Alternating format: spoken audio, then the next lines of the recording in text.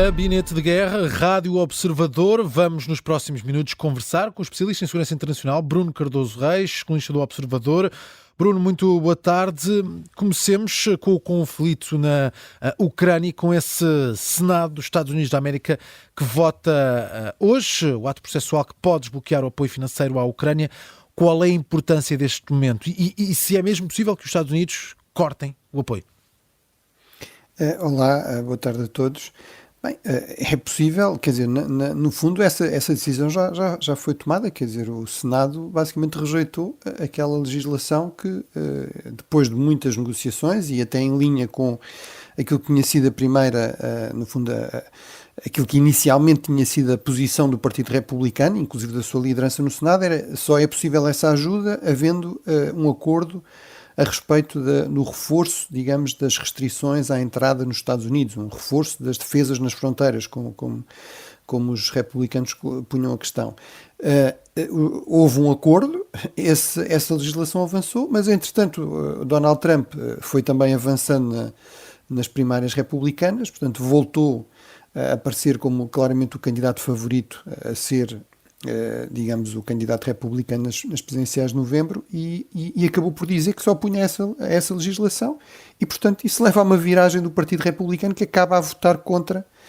uma lei que, de alguma forma, eles próprios tinham patrocinado.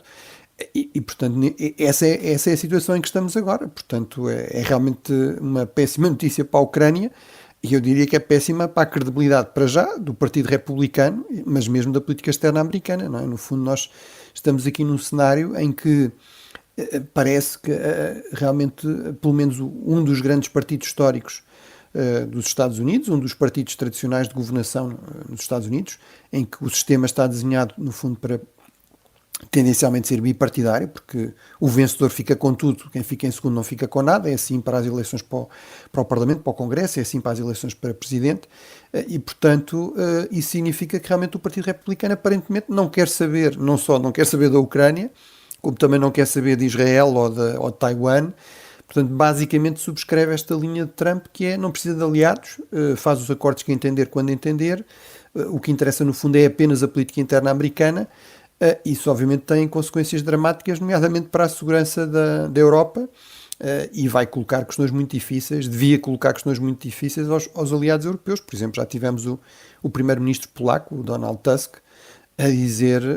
no fundo, shame on you, não é? Portanto, isto é uma vergonha, como é que o partido, não só de Lincoln, mas de Ronald Reagan, que no fundo ajudou a libertar a Europa de Leste, agora, no fundo, põe completamente em questão a segurança e a liberdade dos seus aliados na Europa de Leste, inclusive a Polónia, não só a Ucrânia, mas a Polónia. Sim, com essa referência clara a Reagan, mas vamos ter que aguardar por decisões mais concretas dos Estados Unidos da América, sendo que há hoje também outra informação a merecer destaque sobre a idade de recrutamento na Ucrânia. Pode mesmo passar para os 25 anos. Que impacto é que isto pode ter, Bruno? Bem, enfim, pegando no ponto que referiste, é verdade que pode haver aqui alguma mudança, não é? Portanto, podemos tentar perceber se com a pressão dos aliados europeus, por exemplo, que é sempre uma coisa complicada de se fazer num contexto eleitoral, é normal que os aliados não queiram muito envolver-se em eleições norte-americanas, mas vamos ver se com essa pressão vai haver aqui alguma possibilidade de mudança da parte dos republicanos, mas eu confesso que estou relativamente cético, no sentido que acho que quanto mais tempo passar e, portanto, mais se aproximar a data das eleições de novembro, que são não só presidenciais, mas também para uma parte do Senado, um terço do Senado e para a Câmara Baixa, para a Câmara dos Representantes, as coisas vão se complicar. Pronto, em relação a essa questão realmente do recrutamento na Ucrânia, em parte é uma reação no fundo, a estas dificuldades crescentes, ou seja, é uma das fontes de tensão entre Zelensky e o seu comandante-chefe, o general Zaluzny, esta questão da necessidade de tropas frescas. Isso torna-se mais necessário na medida em que a Ucrânia sofra mais baixas, portanto, se começar a ter problemas de abastecimento em quantidade, em qualidade, nomeadamente dos sistemas de armamento ocidentais, muitos dos quais nós sabemos que a Europa fornece, mas nunca consegue fornecer na quantidade que os Estados Unidos fazem, portanto isso torna ainda mais importante no fundo este apoio a necessidade dos ucranianos, no fundo, mobilizarem mais tropas, no fundo, para terem mais carne para canhão, enfim, pondo as coisas em termos bastante brutais, mas a guerra, infelizmente, é uma realidade bastante brutal. Têm de ter mais tropas porque estão a contar ter mais baixas e, portanto, baixaram a idade de recrutamento, que até aqui era dos 27, no fundo, tentar preservar o mais possível a juventude e também o período de formação para garantir que no futuro a Ucrânia tem realmente pessoas formadas e preparadas para a reconstrução e depois a paz.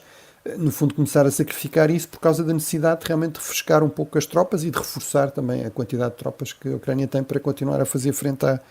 à Rússia. E na fronteira com a Ucrânia, ainda neste conflito, temos agora um protesto de agricultores. De facto, os agricultores polacos já se têm vindo a manifestar há algum tempo, mas prometem para agora uma manifestação junto à fronteira com a Ucrânia, a partir de segunda-feira. Afinal, o que é que se passa aqui com os agricultores polacos e que impacto é que pode ter este protesto? Bem, é realmente uma questão que se arrasta, mas que não se resolve, não é? Portanto, a União Europeia, uma das medidas mais importantes que fez de apoio à Ucrânia foi, no fundo, antecipar, não a adesão da Ucrânia, mas permitir, no fundo, acesso dos produtos ucranianos, das exportações ucranianas ao mercado europeu sem pagar direitos, portanto, no fundo, como se fosse já um membro desse mercado único e também sem uma série de controles e burocracias que complicam muito essas exportações. No fundo, é uma forma de lançar aqui uma espécie de boia salva-vidas à economia ucraniana, que está, obviamente, muito pressionada pela guerra, por milhões de refugiados, etc., pelos ataques russos até diretos às infraestruturas económicas, às estruturas de comunicações, etc. O problema é que realmente, do ponto de vista muito egoísta, isso coloca um desafio nomeadamente, por exemplo, nos mercados agrícolas, onde a Ucrânia é muito forte. Também temos de nos recordar disso. A Ucrânia não tem só problemas, tem também grandes mais-valias. Por exemplo, é uma superpotência económica em termos agrícolas e também até de produção de certos minérios, mas em termos agrícolas. E, portanto, consegue competir, consegue ser muito competitiva com a agricultura já dos países membros da União Europeia. E, portanto, isso é especialmente notório nos países mais próximos, para onde, obviamente, a exportação é muito mais fácil, não é? Como, por exemplo, a Polónia, que tem um setor agrícola também com bastante peso político, muito bem organizado, que tinha uma grande influência no anterior governo, aliás, e que, obviamente, continua a ter influência agora, e que protesta e que, no fundo, quer ou impedir a entrada desses produtos, ou então que, no fundo, a União Europeia pague, ou seja, subsidie, dê reforço, novos apoios aos agricultores, nomeadamente polacos, para os compensar das perdas de mercado por causa da competição com os produtos agrícolas ucranianos.